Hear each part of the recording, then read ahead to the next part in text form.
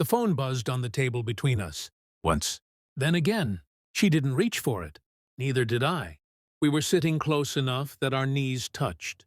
Close enough that anyone watching would have assumed intimacy. Her thumb hovered near the screen, pretending not to notice the name lighting it up. A man's name, not mine. I didn't ask who it was. I didn't need to. Silence has a sound when you know someone too well. It's sharp, accusatory. She exhaled slowly, like she was the one being inconvenienced. Then she looked at me with that familiar half-smile, the one she used when she wanted to sound reasonable while saying something cruel. "We're not married," she said. Calm, casual, rehearsed. "I can text other guys."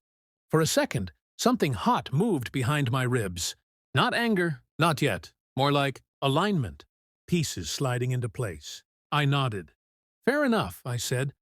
Her shoulders relaxed. Victory, she thought. Another boundary erased without a fight. She went back to her phone.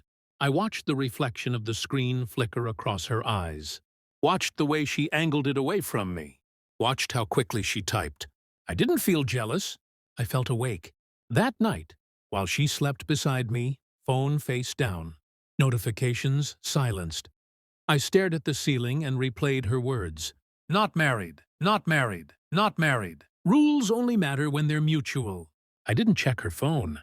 That would have been messy, emotional, sloppy. Instead, I opened my own. Her family group chat was still pinned. Old habits, muscle memory. I scrolled past birthdays, inside jokes, shared photos. And then I saw it. Her cousin? Same last name. Same laugh in the old videos. The one everyone trusted. The one who always lingered too long at family gatherings. The one she'd once described as harmless. I stared at the profile picture for a long time. Then I typed a message. Nothing flirtatious.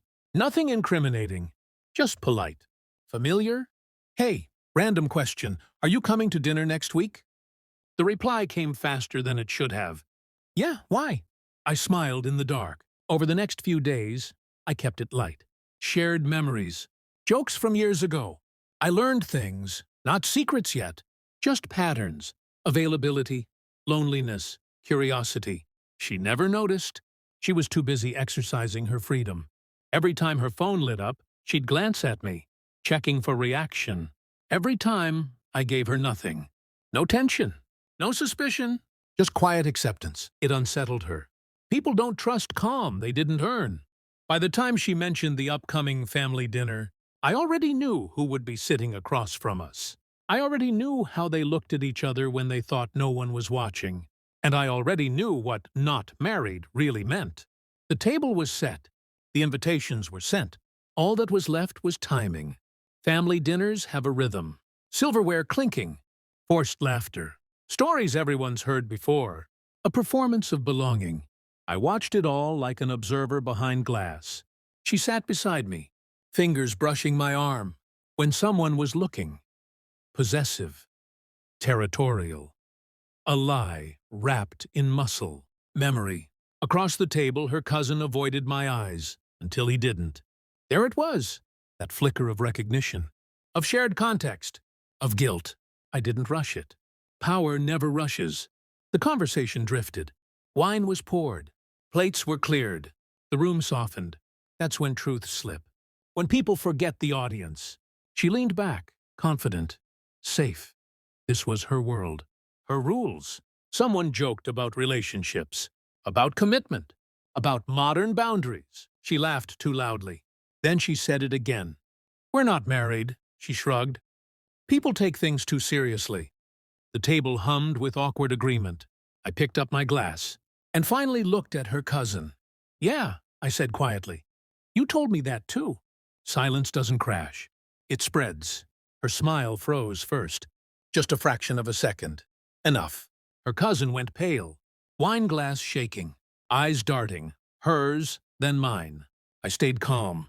That unnerved them more than shouting ever could. She turned to me slowly. "What are you talking about?" I reached into my pocket and placed my phone on the table. Screen up, messages open, dates visible, innocent words arranged into something unmistakable. No flirting, no deniability. Context is louder than confession. Her breath caught. I felt it through the space between us. "That's not—" she started. I cut her off gently. "Not married," I said. "Remember?" Her cousin stood up so fast his chair scraped the floor. Apologies spilled out. Excuses. The room shifted. Confusion giving way to clarity. Someone asked a question. I didn't hear it. I was watching her. The way her eyes filled, not with remorse, but with panic. Control slipping. Narrative collapsing. She reached for my arm. I stood. "I never accused you," I said. Calm, surgical. "I just believed you." I didn't raise my voice. I didn't insult her. I didn't need to. The truth was already doing the damage. I walked out while explanations chased me down the hallway, while her family pieced together what she never thought would surface. Outside, the air felt cleaner, lighter. I sat in my car for a long time before starting the engine.